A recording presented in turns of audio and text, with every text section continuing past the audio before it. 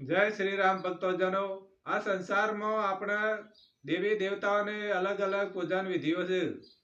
કૃષ્ણ ભગવાનની વિધિ અલગ, રામની વિધિ અલગ, પૂજન વિધિ અલગ, માતાજીની પૂજન વિધિ અલગ, યજ્ઞ પૂજન વિધિ અલગ, ગણપતિ દાદાની પૂજન વિધિ અલગ, શનિદેવની પૂજન વિધિ અલગ, હનુમાન દાદાની પૂજન વિધિ અલગ. દરેકની અલગ અલગ વિધિઓ છે. પણ આ સંસારમાં પ્રેમ કરવાની વિધિ કોઈને કરી? પ્રેમ કરવાની વિધિઓ છે, તમને કોઈ બતાવે પ્રેમ કરવાની? એટલે પ્રેમ એટલે ભગવાન સાથે પ્રેમ કરવાની વિધિ કહું છું હું, બીજું કોઈ ના સમજી લેતા. આપણે ભગવાન સાથે પ્રેમ કરવો હોય તો આપણા ગુરુદેવ આપણને વિધિ બતાવે. જેવી રીતે કૃષ્ણ ભગવાનને 1600 ગોપીઓ કે છે, કોઈ 16,108 કે છે, એ ગોપીઓ રાસલીલા રમે અને ભગવાન વચ્ચો વચ ઉભા મોરલી વગાડે, એવો કેવો આનંદ આવે.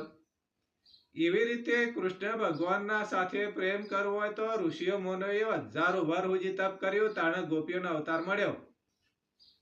અને આપણે ભગવાનને મેળવવું હોય અને તો 1000 વર્ષ સુધી આપણે તપ તો નથી કરી શકતા, પણ કૃષ્ણની લીલા જોવા માટે ખાલી હિટરેનું બતાવ્યું એવા ગુરુદેવો આપણને એ વિધિ બતાવે. અને તમારે જવું હોય તો તમે જઈ કહો, ગુરુના વચનના પાલન કરીને તમે એવું રૂપ લઈ અને કૃષ્ણના રાસલીલામાં રમી શકો છો. પાછા નથી જવાતું એવું નહીં, જઈ શકાય, પણ ગુરુની આજ્ઞાથી ગુરુદેવ બતાવની વિધિ એ પ્રમાણે જવાય.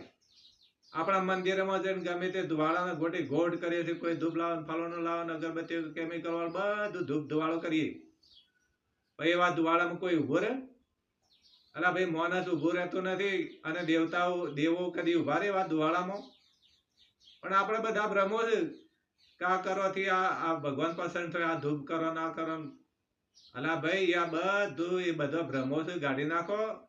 અને પ્રેમ કરવાની વિધિ તો આખી અલગ છે. તમને ગુરુદેવ બતાવો ને તમારે ગુરુ પણ શીખી લેજો.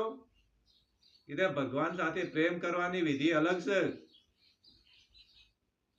જ્યારે તમે એ તમે જો વિધિ જાણી દો ને તો આનંદનો પાર ના રહે તમને.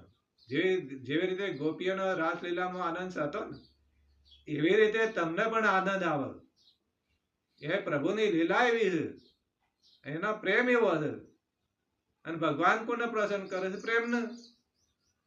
કોઈ ક્રોધને પસંદ કરે છે, કોઈ અહંકારને પસંદ કરે છે, કોઈ મોહને પસંદ કરે છે, કોઈ ધન દોલતને પસંદ કરે છે. એમને કોઈ રૂપિયા જોતા નહીં, કોઈ ધન દોલત જોતી નથી, એમને તો પ્રેમ જ જોવા છે. એટલે